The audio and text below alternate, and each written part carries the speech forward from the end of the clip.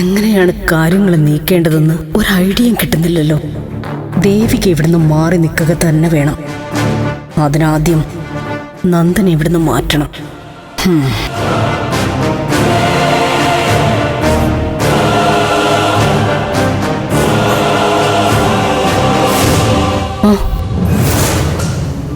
അത് വരാൻ പോകുന്ന അത്യാഹിതങ്ങളെക്കുറിച്ചാ സിദ്ധു ഞാൻ ആലോചിക്കുന്നത്.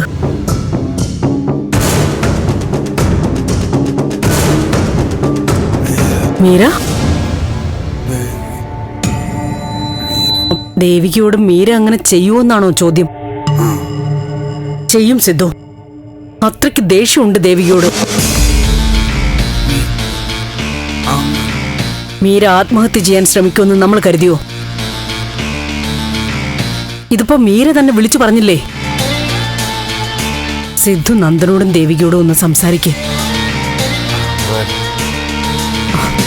സിദ്ധു, അവരൊന്നും തീരുമാനിക്കില്ല. സിദ്ധു തന്നെ തീരുമാനം എടുക്കണം.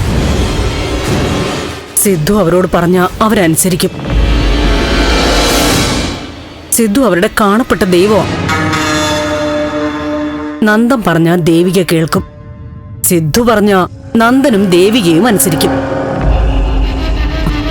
സിദ്ധു അവരോട് ഉറപ്പിച്ചു പറയണം കേട്ടോ.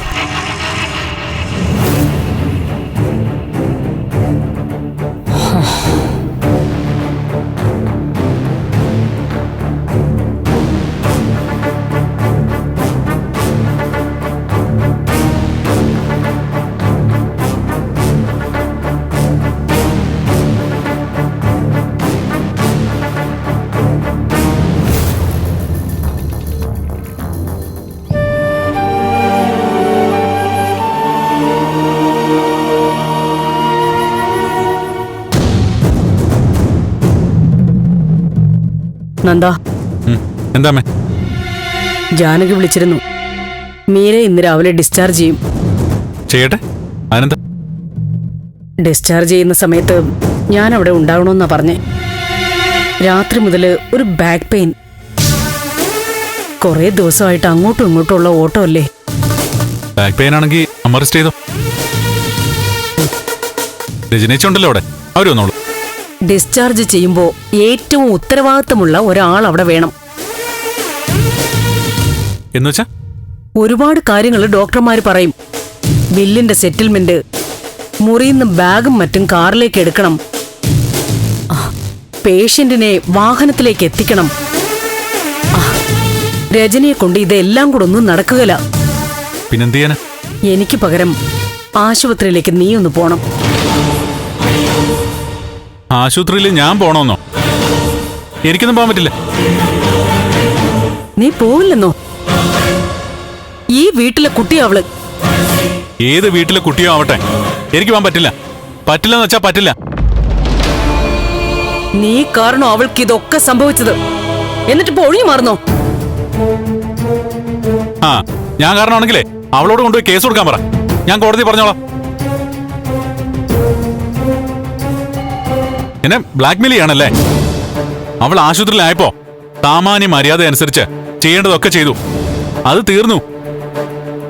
പിന്നെ അവൾ ഇവിടെ വന്നാ എന്തോ ഭൂകമ്പം ഉണ്ടാക്കുന്നുള്ള കാര്യം അവൾ വരട്ടെ, ഞങ്ങൾ തമ്മിൽ തീർത്തോളാം. അത് താലി കെട്ടിയ പെണ്ണിനെ കുറിച്ച് അവൻ പറയുന്നത് കേട്ടില്ലേ?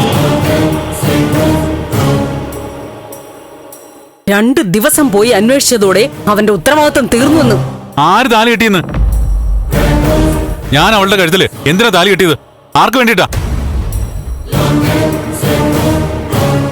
അതമ്മയെന്ന് പറഞ്ഞേ.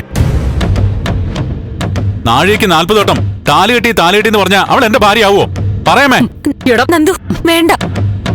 വേണം. എത്ര വെച്ചാ ക്ഷമിച്ചിരിക്കുന്നത്? നീ എന്ത് ക്ഷമിച്ചെന്നാ?